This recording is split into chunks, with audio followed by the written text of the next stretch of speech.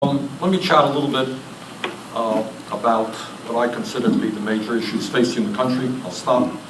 You ask me any question you want, make any comment you want. In my view, the United States of America today probably faces more serious crises than at any time since the Great Depression. And if you throw in the planetary environmental crisis of climate change, the problem may be even more severe today. But at the top of my list of the problems that we face is the fact that we as a nation do not have serious discussions about the problems that we face.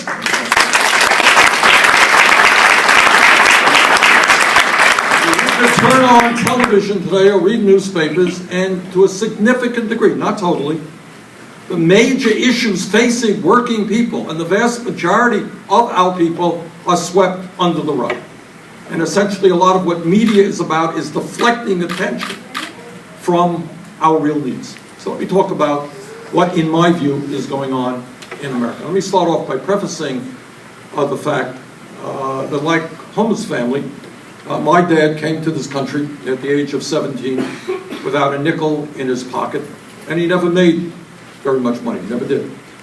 But he was able to create a situation where his two kids, my brother and I, were able to go to college, which was a pretty big deal. My mom graduated high school. My father was a high school dropout in Poland. So we grew up in a family which didn't have a whole lot of money. And when you grow up in a family which doesn't have a whole lot of money, you become very sensitive to that issue.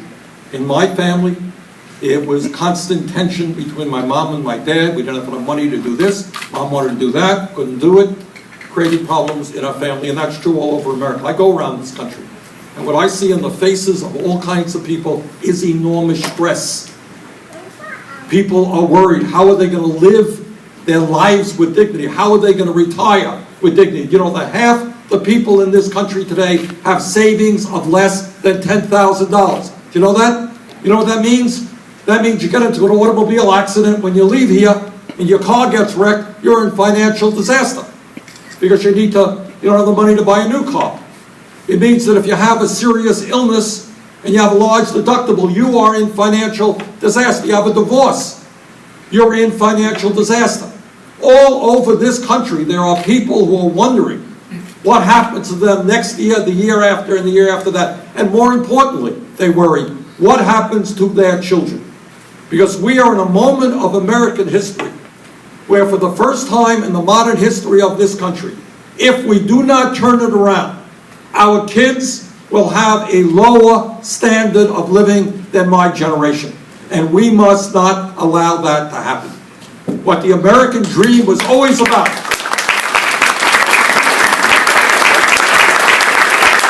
What the American dream was always about, it was certainly true in my case, my family, and many of your families. Parents work really hard so the kids could do better. And now parents all over this country are worrying what kind of jobs are available for their kids. We got 5.5 million young people in America today who have either dropped out of high school or graduated high school, and you know what they're doing? They're doing nothing. They're hanging out in street corners without a job. Because youth unemployment in this country is 17%. African American youth unemployment is literally off the charts. 25%, maybe higher than that. We got people out there who today, despite the modest gains of the Affordable Care Act, have no health insurance, or their premiums or deductibles are too high. They're not going to a doctor when they should be going. So people are wondering, this is what's going on. They're saying, what's going on in America? We read in the papers that we are the wealthiest country today in the history of the entire world. We are wealthier than any other country on earth. We are wealthier than we have ever been. And yet the vast majority of the American people surely do not see that wealth. Why is that? Well, the answer is pretty obvious. Is that today, millions of people are working longer hours for lower wages. Today, we have almost more people living in poverty than any time in the modern history of America. Today, median family income, that family right in the middle of the American economy, is earning almost $5,000 less than that family earned in 1999. Today, that median male worker, that man right in the middle of the American economy, is making, in real inflation and counted for dollars, $700 less than he did 41 years ago. Today, women workers are making over $1,000 less than they made in 2007. And as everybody in this room knows, in recent years, we have seen a huge explosion of technology. We have seen a huge explosion of worker productivity. Every worker in this room is significantly more productive than workers were 10, 20, 30 years ago. And you would think that with all of that increase in productivity, workers would be making more money or working fewer hours. But as you all know, the converse is true. People are earning less money and they're working longer hours. How does that happen? Why does that happen? Furthermore, what I think people are beginning to catch on, that in America today we have more income and wealth inequality than any other major country in the world. And the level of that income and wealth inequality is obscene, it is grotesque, it is unsustainable, and basically it is un-American.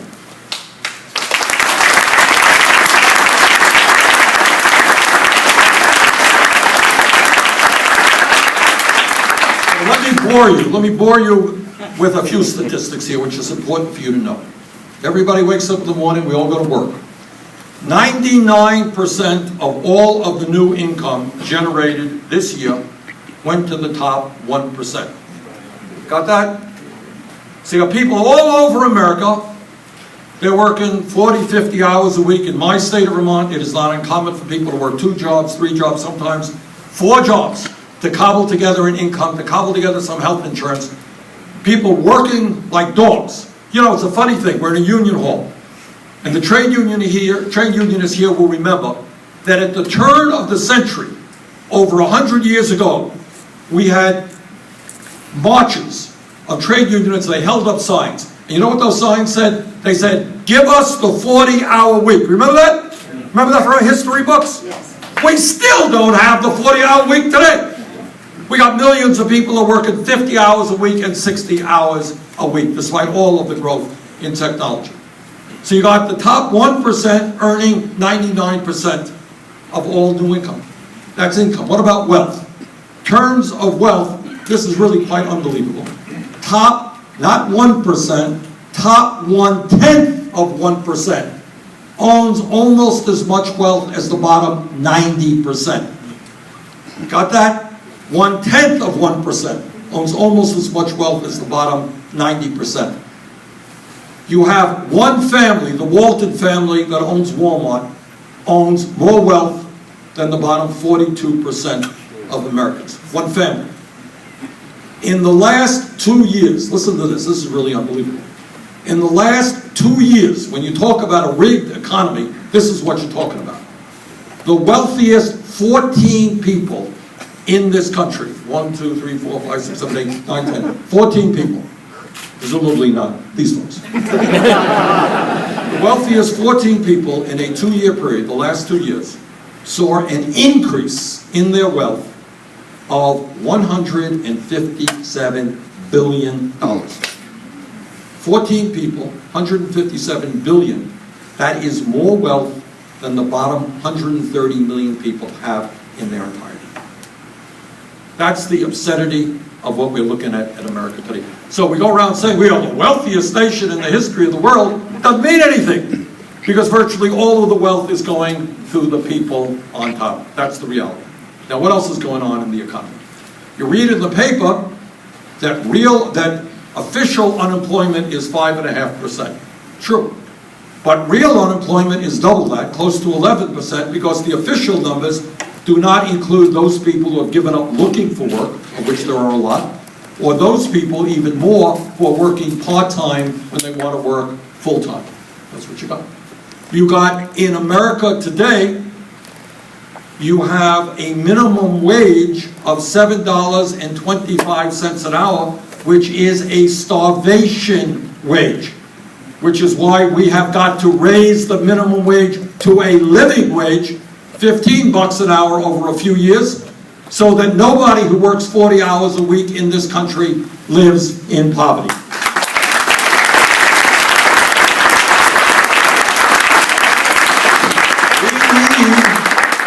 We need pay equity for women workers in this country so they don't continue to make 78 cents on the dollar per American. Here's another issue that does not get a lot of attention, but it is very, very important, and I believe that the president, in fact, is going to move on this. We've been urging him to do this. Here's the story.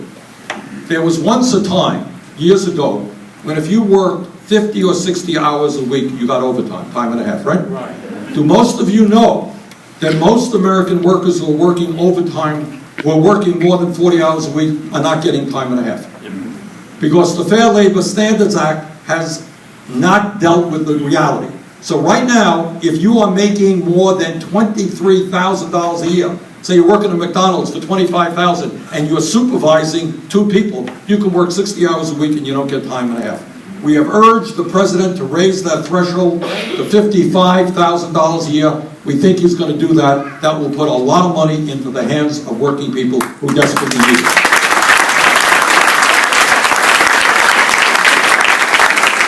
Now, let me tell you something which I know the trade unionists in this room already know, but everybody should know it. We are not going to rebuild the American middle class unless we rebuild the American trade union movement. That's the purpose.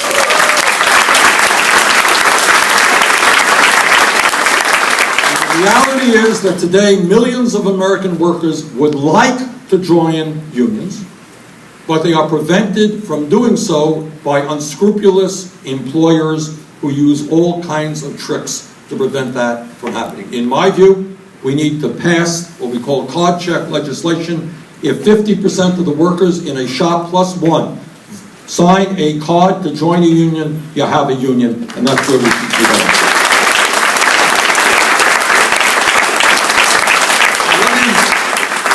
Let me touch on an issue in which over the years the leadership of both the Republican and the Democratic Party have been at fault in a very serious way, and that is our disastrous trade policies. Now, trade is not a sexy issue.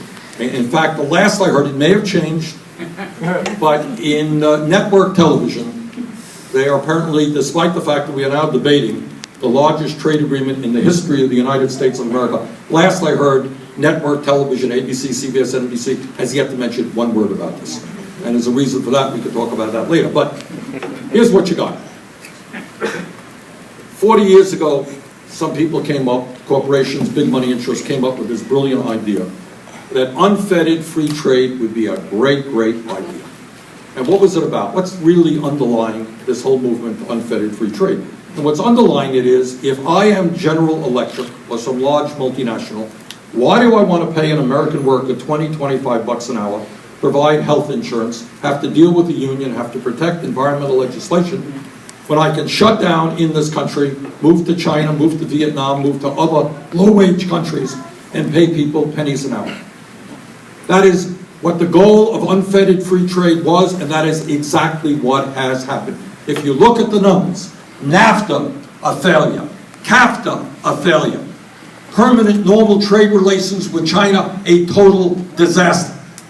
And by that I mean we are losing millions of decent paying jobs. Since 2001, this country has lost almost 60,000 factories and millions of decent paying jobs. There was once a time when a worker, maybe graduated high school, maybe didn't, maybe she didn't, could go and get a job in a factory. Never a great job. No one ever thought it was. But if you had a union, you could actually make middle-class wages with middle-class benefits.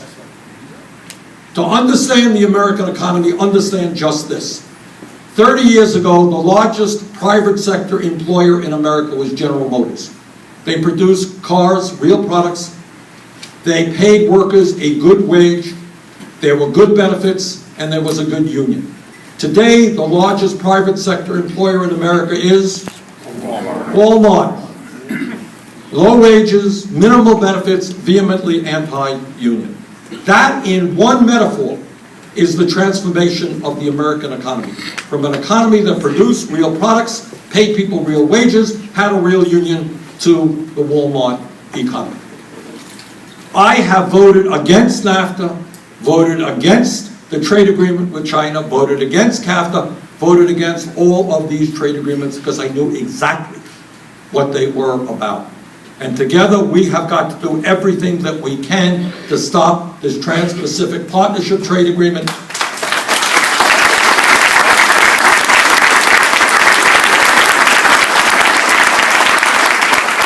An agreement which will continue the hollowing out of America's middle class.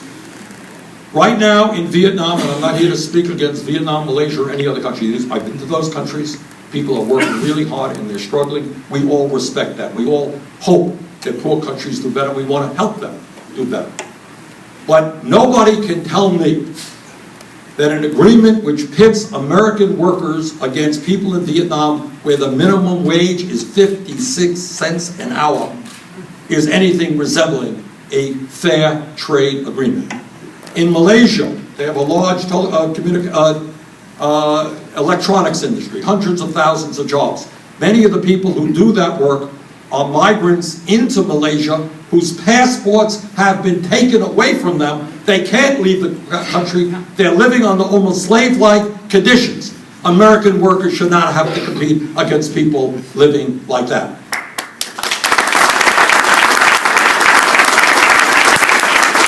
Our job as Americans who do care about poor people around the world, who do understand that you got billions of people living on $2 a day, we want to lift people up. But you can do that without a race to the bottom and driving wages and living conditions in this country down. So we want fair trade agreements, no more unfettered free trade agreements.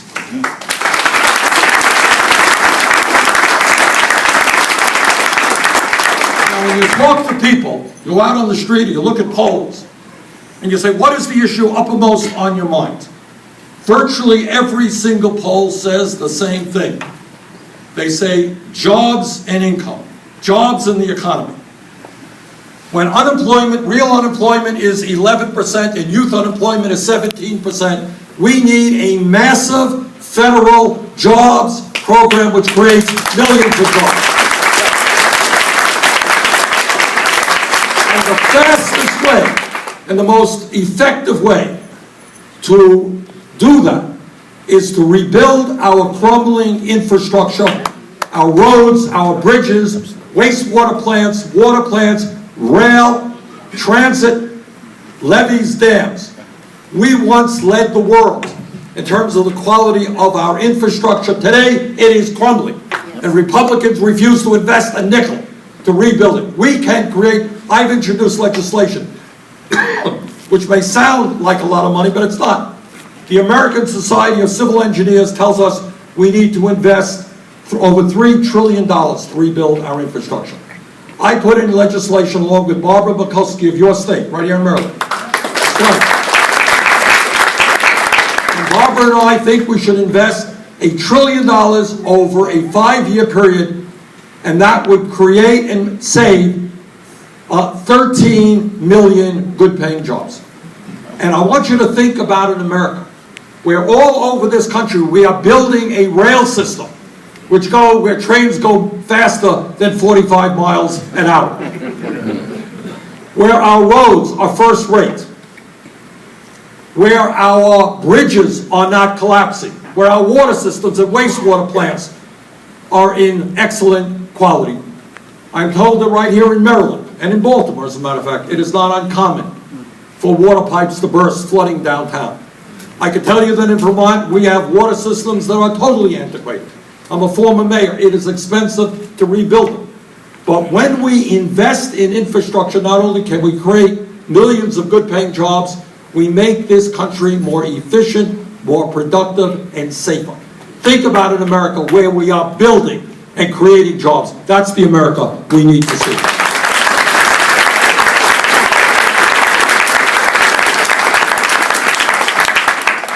Now, my Republican friends say, and I've heard them say, well, Bernie, that's a great idea, but you know, it's pretty expensive. They're right. It is. $1 trillion, even in Washington, is a lot of money. So let's talk a little bit about money. My Republican friends are very selective about their concerns about the deficit. Very selective. In the budget that just passed an hour ago, they cut Medicaid by $440 billion, threw 27 million people off of health insurance, cut Pell Grants by $90 billion, slashed nutrition programs for hungry Americans because they're very worried about the deficit. On the other hand, when President Bush and the Republican leadership took us to war in Iraq and Afghanistan, guess what? They forgot about the cost. Yeah. Just put it on the old credit card, no problem. And those wars, by the time we take care of the last veteran, and that is what we must do, I speak to you as the former chairman of the Veterans Committee, we've got to make sure that every veteran gets all of the health care that he or she needs. By the time we do that, those wars are going to cost $4 to $6 trillion. Republicans didn't pay for that. It's all on the deficit. But their worry about the deficit leads them to cut Medicaid, programs for the elderly, the children, the sick, and the poor. So here's my message to my Republican colleagues. I understand that the Koch brothers will put some $900 million into Republican efforts in the coming election. And I understand that Sheldon Adelson and other billionaires are going to also put hundreds of millions of dollars into the campaign. But you know what? The time is long overdue where the billionaire class and the largest corporations in this country have got to start paying their fair share of taxes.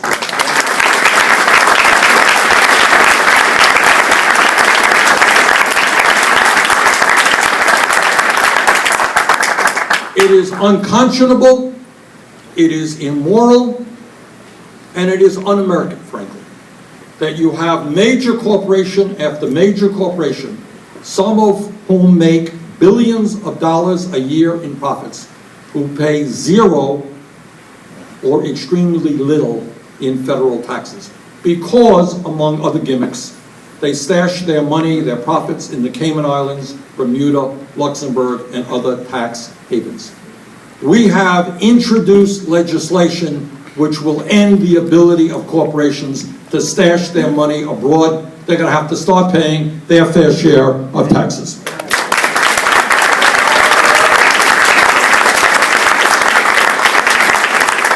We have Wall Street hedge fund managers who make tens of millions a year, who pay an effective tax rate lower than what many of the people in this room pay.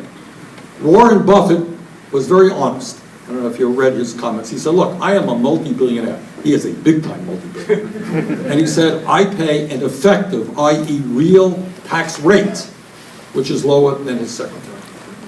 What kind of system is that? It is a corrupt system. It is a system in which the billionaire class and their lobbyists write tax law that benefit them and not the American people. And let me just tell you, in this budget that I was just describing to you, let me tell you how extreme this Republican Congress is in their views on taxes. In this particular budget, passed an hour ago, the Republicans decided that one of the major problems facing our country is the need to do away with the estate tax for the 5,000 wealthiest families in America. So they have now voted to repeal the estate tax, which will provide, over a 10-year period, some $269 billion of tax relief to the wealthiest 0.2% of the families in America. 99.8% of the families in this country will not benefit one nickel from what the Republicans did. But here's what else they did, to add insult to injury. 5 years ago, what we did in the Congress is we added additional benefits for the earned income tax credit and the child tax credit for low-income working families. The Republicans, in their budget, would allow those additional benefits to expire, meaning that millions of low-income working families will pay more in taxes. So can you imagine a headset, a mindset, which says that it is terribly important that we lower taxes for billionaire families, but we have got to raise taxes for low-income and working-class families? That is obscene, it is unconscionable, and we're going to do everything that we can to make sure that that budget idea does not become law.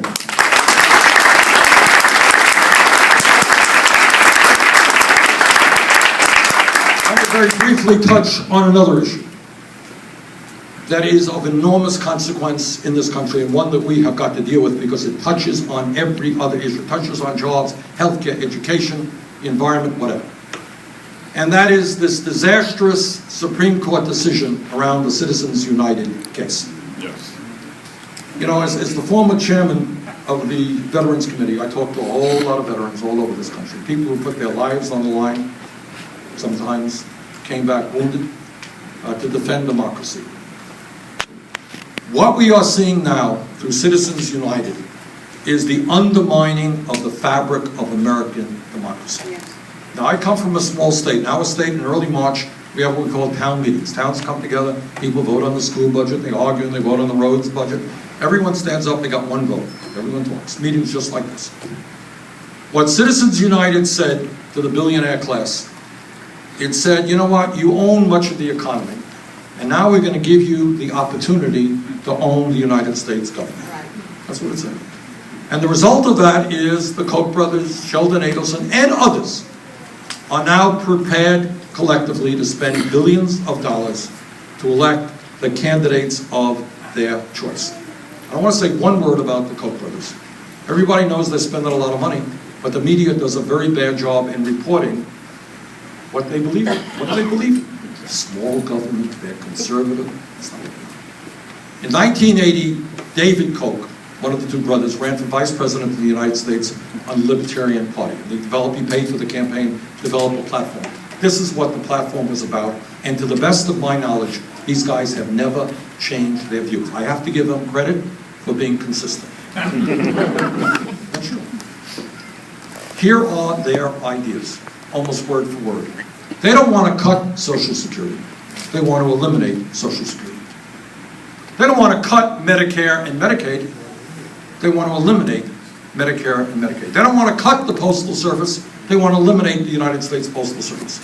They don't want to cut the EPA. They want to eliminate the EPA. They don't want to cut federal aid to education. They want to eliminate public education in America. They believe, and increasingly the leadership of the Republican Party today believes, Citizens United did not go far enough. Because Citizens United only enables the billionaires to spend money through independent expenditures. So what you will see on television are phony organizations, citizens for this, citizens for that, attacking people. That's an independent expenditure. What they want to do, what the Republican leadership now believes, is the following. This is the Koch brothers' idea. We should have no restrictions on campaign finance. You know what that means? It means there will be a meeting like this, where the Koch brothers and other billionaires will get up there and they'll say, you want to run for the Senate for California? I'm going to give you a check for $500 million. You report to me. There's your campaign manager. There's your speechwriter. There's your media consultant. You work for me. Here is your check. Report back to me in 2 months. That is their idea of democracy, of the ability of billionaires to own and control the political process and to buy and sell politicians. And we are seeing the results of Citizens United every single day. This budget that I just voted against is a reflection of Citizens United. This is the movement and the direction that the Koch brothers and many other billionaires want to take this country.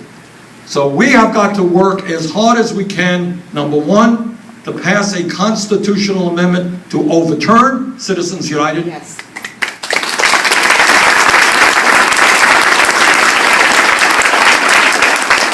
Short term, we need to pass legislation called disclosure legislation. So if the Koch brothers and other billionaires want to put ugly 30-second ads on TV, we're going to see their pretty faces up there approving that ad. And thirdly, in my view, and I believe this very deep, I want to see a political system in this country where people, regardless of their political views, conservative, progressive, moderate, whatever you want, where you have people who say, I want to get involved in public service. I want to run for office. I have good ideas. I have energy. I want to see people be able to run for office without being beholden to billionaires and wealthy people, which is why I want to see us move to public funding of elections.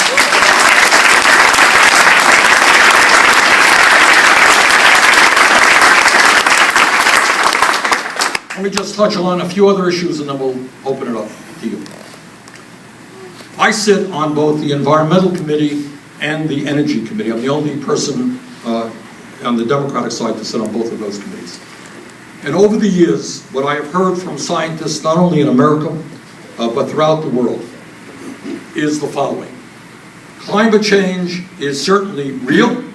Climate change is caused by human activity, i.e. the emission of carbon. Climate change is already causing devastating problems in the United States. Take a look at what's going on in California and all over the world. That we have a small window of opportunity to transform our energy system, because if we don't do that, what they are telling us, this is what the scientific community is telling us, by the end of this century, the planet Earth could be between 5 to 10 degrees Fahrenheit warmer, which is absolutely unthinkable in terms of the devastation that it will cause all over the world. So I believe that we have a moral responsibility for our kids and our grandchildren to do everything that we can to transform our energy system, to lead the world in cutting carbon emissions. And when we do that, by the way, we not only save this planet for our kids and grandchildren, we also are going to create millions of good-paying jobs. So I believe that that is important.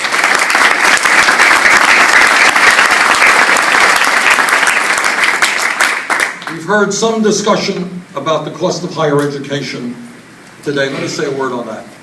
Some of you may know, some of you may not know. There are a number of countries around the world, Germany, Scandinavia, many others, who provide today college education either for free or for minimal cost. Now, why do they do that?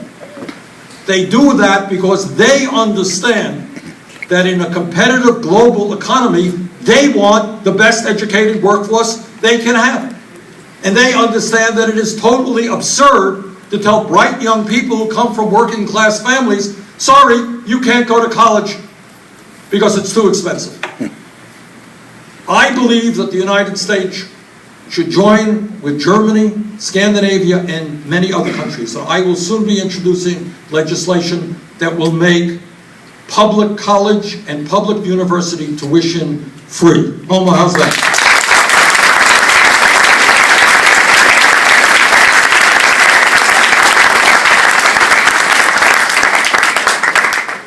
Healthcare. The United States today, shamefully, is the only major country on earth that does not guarantee health care to all people as a right. And I know I'm in a union hall, and I know this union and every union in America, probably every couple of years, are busy negotiating health care benefits, right? And health care benefits take a big cut out of your paycheck. It's true all over America. So here's the reality about health care in America. The only major nation that doesn't guarantee health care to all people. 35 million people uninsured, even more underinsured.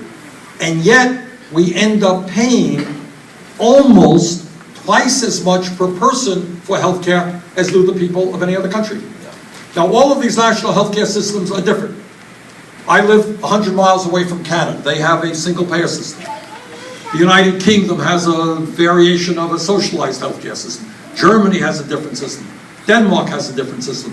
But this is what they all have in common. Number one, healthcare is a right. Everybody has it, not a privilege.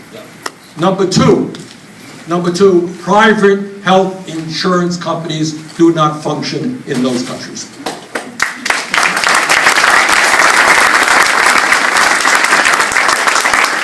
agree with what Dr. Bruno said a moment ago, and think what a different country this will mean. Think about what it will mean to tens of millions of Americans who know when you get sick, you walk into the doctor's office and you don't worry about whether or not you can pay the bill.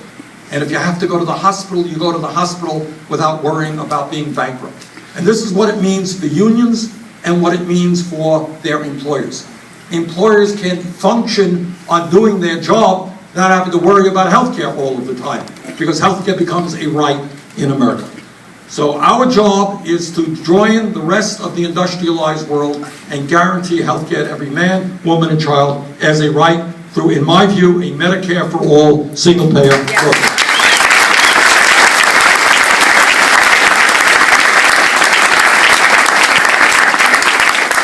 Last point that I want to make is that right now, and for a number of years, there has been a fierce attack against Social Security.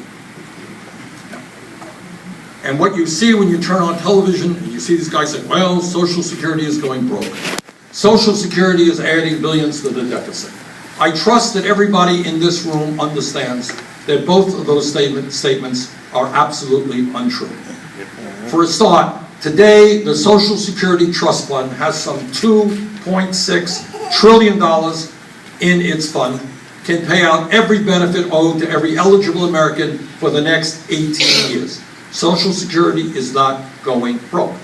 But, truth is, 18 years is not a long enough period of time. I want to see Social Security strong and solvent for 50 years. And you know how we do that? We lift the cap which currently exists right now.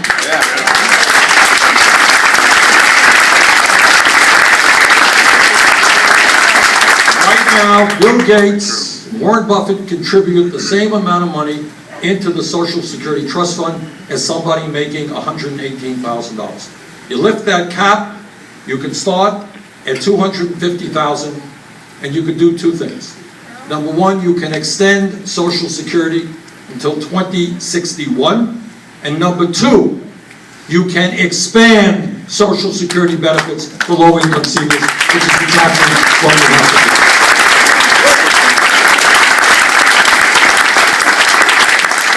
Let me conclude by saying this. We are an extraordinary country, and all of us are proud to live in this country and be Americans. And what we should be especially proud of is that in the last 20, 30 years, in certain areas, we have seen incredible transformation of America, essentially making us a much less discriminatory society. Let me give you just a few examples. If we were sitting in this room 20, 25 years ago, and somebody popped up and said, you know, I think that by the year 2008, the United States will shed its racist history and be prepared to vote for an African American for president, and then re-elect him 4 years later. People in that room 20 years ago would have said, you're crazy. It'll never happen. It happened. Now we take it for granted. And now people disagree with Obama, as I often do, on the issues, but his race becomes much less significant, which is what the whole business is about. We have come, God knows, we're seeing this in Baltimore, God knows, though, that we have come a long way. We've got a long way to go, but we have come a long way as a nation in overcoming our racist history. In terms of women's rights, 20, 30 years ago, there were 1 or 2 United States senators who were women, no governors who were women. We have come a long way in combating sexism, breaking down barriers so that women can do all kinds of work which wasn't open to them before, and we should be proud of that. Do we still have a long way to go? Absolutely. In terms of gay rights, 10 years ago, people in this room would not have believed that gay marriage would not be supported in conservative states around this country, and I think that's a positive thing and a good thing. So we have made a lot of progress in becoming a less discriminatory society. But where we are not only not making progress, but where we are losing ground is in terms of the economic struggle. I think everybody in this room understands that in this great nation, this wealthy nation, people should not be working for $7.25 an hour. People understand that 17% of our kids should not be unemployed. People understand that 35 million Americans should not be living without health insurance. People understand that college should be a right of all people, not limited by the income of their families. But we're not there yet. We are, in fact, losing ground. What we have seen in the last 20, 25 years is a huge transfer of wealth from the middle class and working families of this country to the top 0.1%. I'm talking about a transfer of wealth of trillions and trillions of dollars. So what is the struggle now? The struggle right now is to see whether or not we have the courage to do what is admittedly very hard. Maybe we can't do it. Maybe the top 0.1% is just too powerful. They control a lot of the media, they control the economy. These are very, very powerful guys. And they are very religious people, but their religion is greed.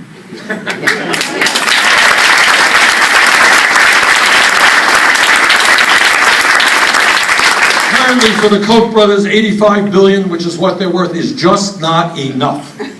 Hard to get by, and prices are high now.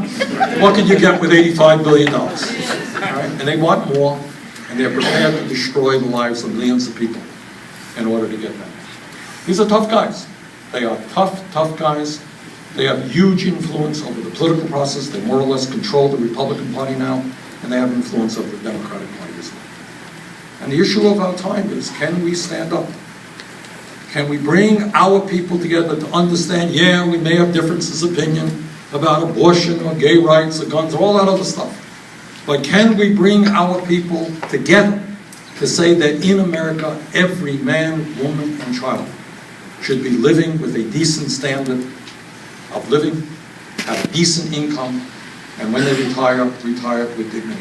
That every kid in this country is entitled to quality child care and quality education. Can we do that? So I hope very much that we don't throw up our hands and say, they're just too powerful, we can't take them on. I hope very much with the active participation of the trade union movement, with the active participation of young people, the seniors, that we come together and say, enough is enough. This great country belongs to all of us. Our government belongs to all of us, and not just a handful of billionaires. That's the struggle. I look forward to waging it with you. Thank you very much.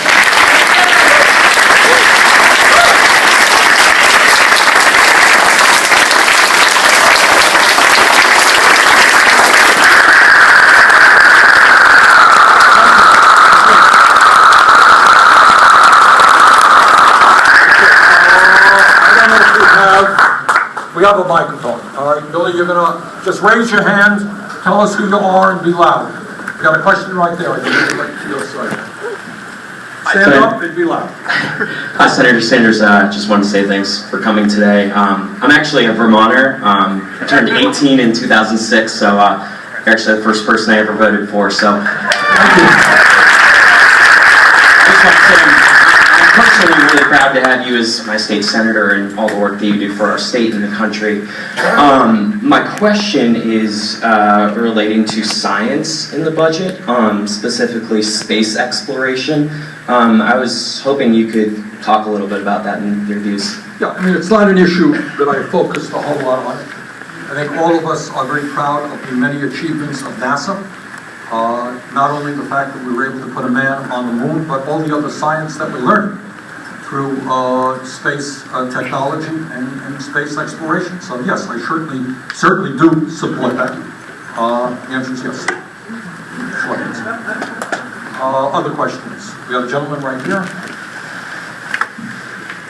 Bill Lucas from Shepherdstown, West Virginia.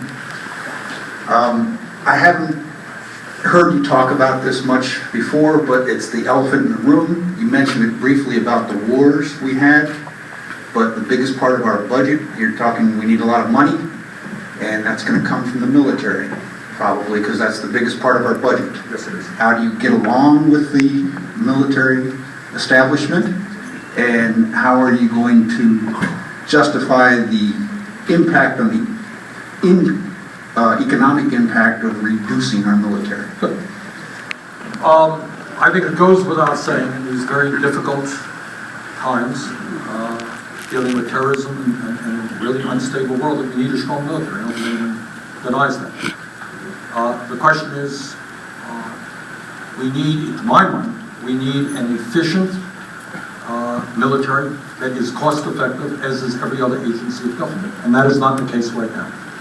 You have a Department of Defense, and you're quite right, that is far and away the largest single budget item, that can't even audit itself.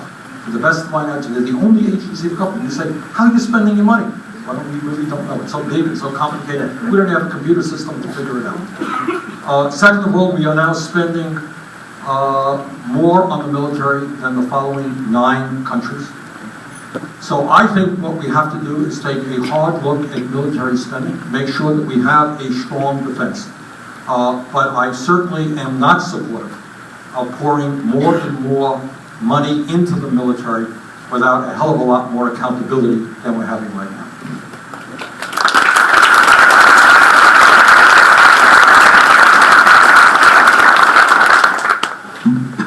My name is Kevin Spalding, and I am a letter carrier for the post office. I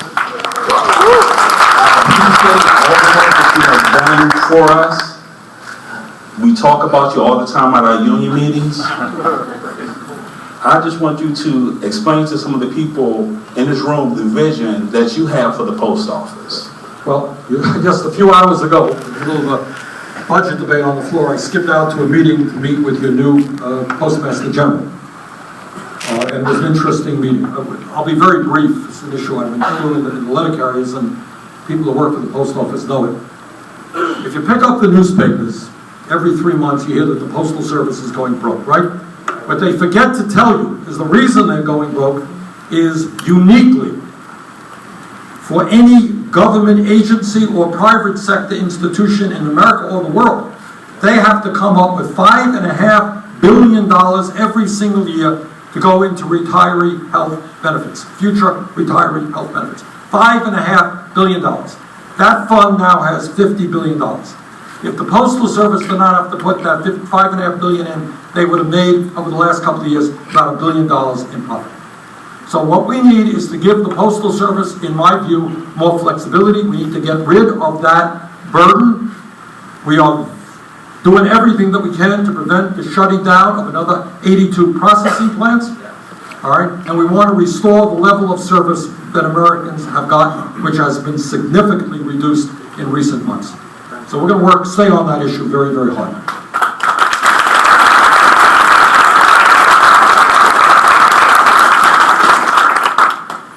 My name is Ivan Susi. I'm 36 years in this country. I was 30 years at the time when I came here. And I came from Europe, the continent which every country has some kind of form of Obamacare, and nobody whatsoever have any problem with that. And nobody gets bankrupt if spends 3 months or 6 months or 1 year in the hospital. For some paradoxal reason, in this country, it is mandated by every state and every government, every city to have a car insurance, not health insurance. And you are welcome to die or starve. Isn't that shame that we have to do something now, and all together here we could do something to change new leader. Thanks. Thank you.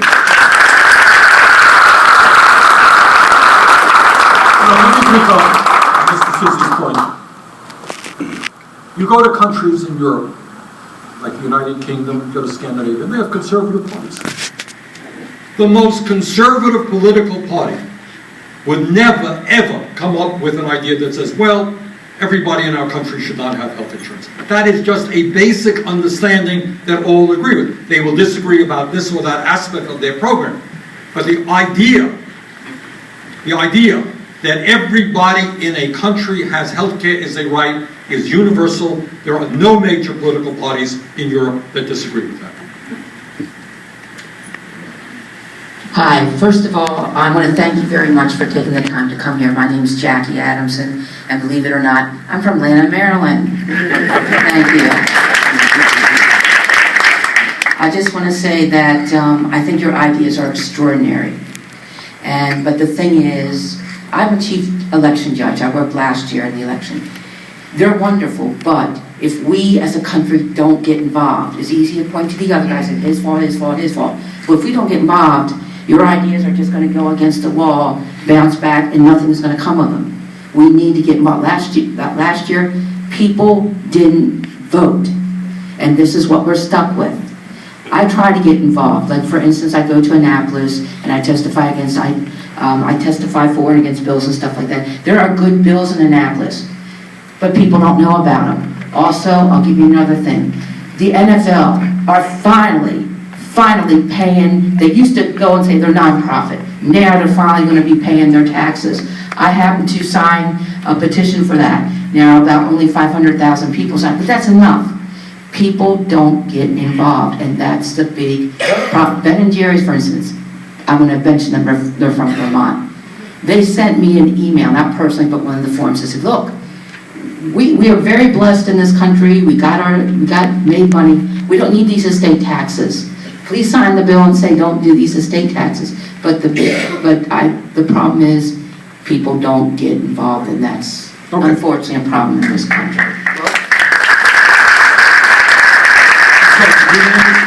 My name's Jacqueline Adams, and Jacqueline? Can I say one thing? But you guys are great. You're getting involved, so I want to thank you all. Jacqueline touched on the major issue. In the last election, where the Republicans did very, very well, 63% of the American people didn't vote. 80% of young people did not vote. Republicans win and right-wing extremists win when ordinary people do not show up and stand up and vote. Now let me give you the other side of that story. Every day now you're hearing more and more discussion in states and communities about the need to raise the minimum wage. You know how that happened? It didn't happen from governors or presidents. It happened because young people who worked in McDonald's and Burger King said, we can't live on $7.25 an hour. They went out on the streets. And I've been out on the streets with them. And suddenly all over America now, states are voting to raise the minimum wage. We got a bill in Congress to raise the minimum wage, et cetera, et cetera. That happened because of the activism and the support that those people received. Give you another example. Baltimore. We all know what's going on in Baltimore, and the tragedy in Baltimore. Here's the bad news and the good news. Bad news is that another man died. That's the bad news. The good news is to understand that that type of stuff has been happening for decades and nobody talked about it. But now what's happening with Ferguson in New York, people are saying it's not just African Americans. The American community is saying that's not right. When somebody is taken into custody, they can't be beaten up, they cannot be killed. Cops have a difficult job. Believe me, I was a mayor, they do. But cops have got to act responsibly, and when they don't, they've got to be held accountable. But this concern now about Mr. Gray and everybody else didn't happen by accident. It happened because a whole lot of people all over this country said, this is not acceptable.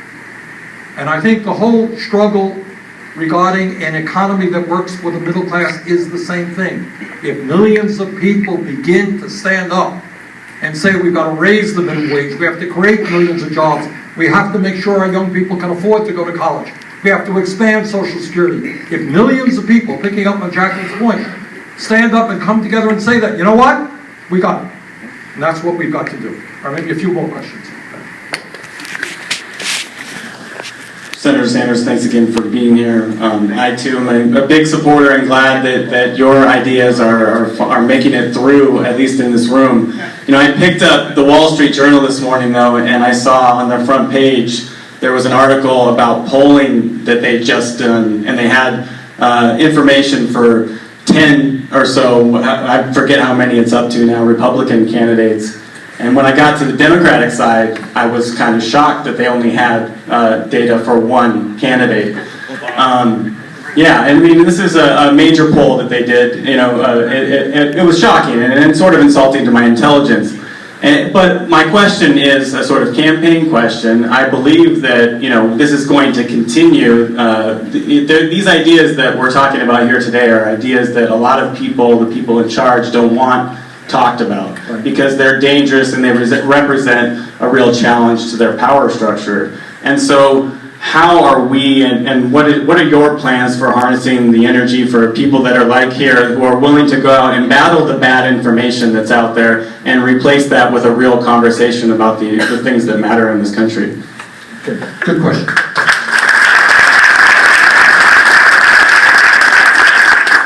In terms of the campaign, we're going to do a couple of things.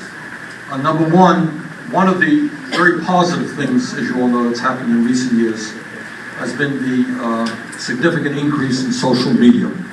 On my Senate website, as opposed to the campaign, we now have over 1 million visitors, which is more than any other member of the U.S. Senate.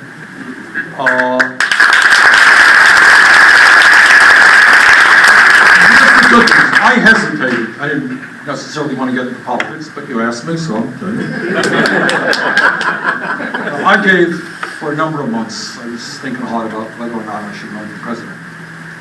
And, what I believed in my heart of hearts is the ideas that we've been talking about this evening, in fact, as you've just indicated, resonate all across the political spectrum and with millions of people. People are sick and tired of working longer hours for lower wages and seeing all the money go to the people on top, etc.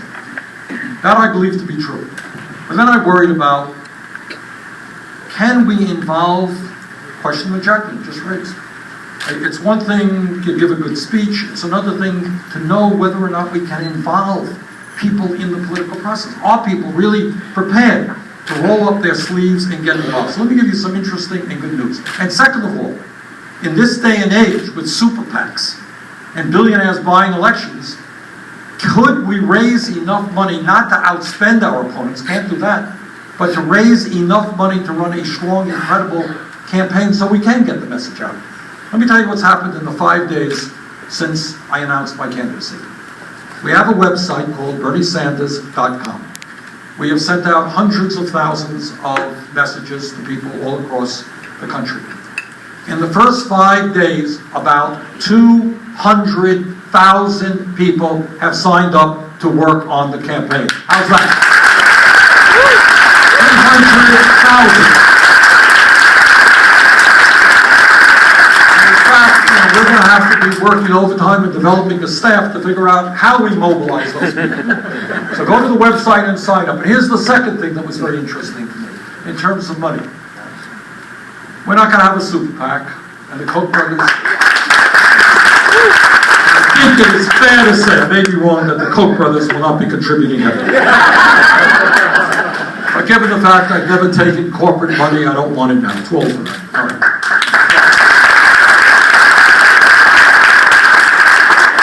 Raise money. Well, this is what blew me away. In the 5 days that we've been out there, we have received over, I haven't seen the latest numbers, over 50,000 individual contributions. You know what the average contribution was? $43 a piece. How's that?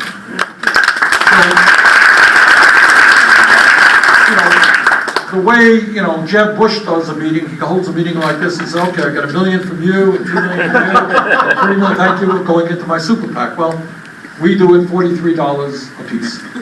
And I think there are millions of Americans who are prepared to make that kind of contribution. And I'll tell you something, it moves me deeply. Sometimes I see the letters that come in literally crumpled $5 bills from senior citizens saying, wish I could send you more, but I'm on Social Security. This is all I can send. And that means just the world to me. And those are our people. And so I do believe, we're going to get heavily outspent, but we will be able to raise the money. And second of all, we are going to use our social media. We've got some great people working on it. And we're going to be communicating. I hope all of you come to the website, sign up. You're getting a whole lot of information. Get the word out to your friends. So I think with social media, with the kind of money we're raising, we can run a strong and, in fact, winning campaign.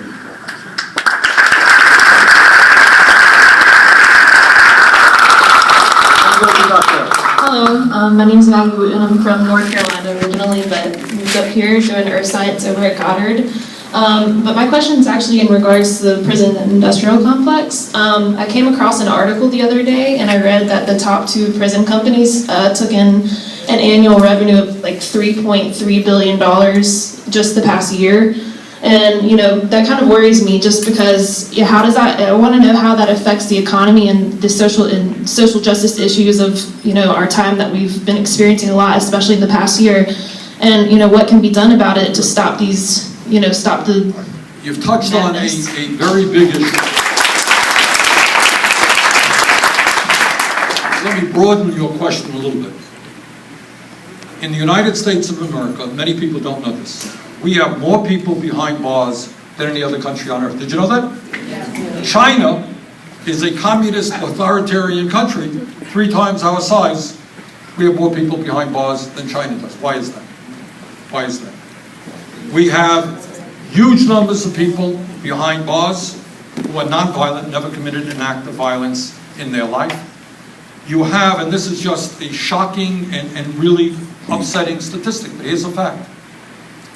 An African-American male baby born today has a 1 in 3 chance of ending up in jail if we do not change what goes on in America. So let me answer your question in this sense. Rather than investing in jails, maybe you should invest in children and in jobs and in education.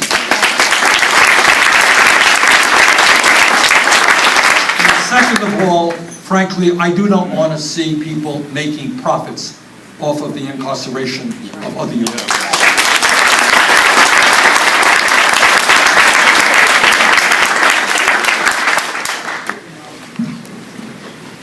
Hi Bernie, thanks for being here. I wanted to ask about the John Conyers report about 2004 machine election rigging in Ohio. It seems that it's bad enough to me that billionaires and Wall Street are picking our candidates, essentially. That's not democratic choice if the candidates are preset. But if there is a chance that the vote itself is being manipulated, then by no stretch of the imagination can we call ourselves a democracy. I'd like your opinion on that. I don't know that much about it. I know that the Kerry people looked at it. Let me just say this. I can't give you a definitive answer. I just don't know enough about it. But let me just say this. There are a lot of people in this country who worry very much about these voting machines. That's true. And I can tell you that in Canada, they still do their votes with a paper ballot. You know what? And I think that that's a pretty good idea. So I have more confidence in having those ballots stored than in the machines. Okay, maybe last question. Billy, where are you? Okay, gentleman back there. Again, Senator Sanders, I thank you so much for coming out tonight. My name is Scott Loudon. I am a freshman at George Mason University. Go Patriots. I see you. And the 2 semesters I've been at college, I've seen up close and personal the challenges and the struggles that undocumented students go through, and that people who are being held up by the immigration system go through. And I've read about how it takes 10, 15, 20, 25 years just to get a citizenship in this country that was built on immigrants, which is leading to all kinds of problems. How do you, sir, plan to fix that? Well, I voted for, and will vote for again, comprehensive immigration legislation, period. I think the people who are in this country need a path towards citizenship, and I think we should establish that path.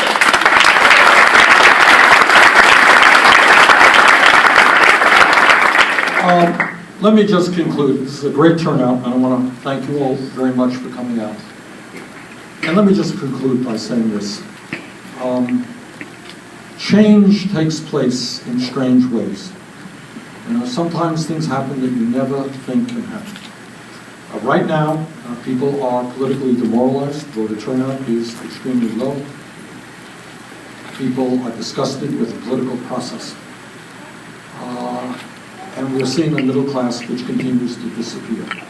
But I have absolute faith that if we stand together, we can do extraordinary things in this country. Healthcare can, in fact, be a right of all people. College education can, in fact, be available to all, regardless of their income. The minimum wage can be a living wage. We can rebuild our crumbling infrastructure. We can create a political system where one person, one vote determines elections, not the amount of money that the Koch brothers and other billionaires have. I want you to believe that. We can do it.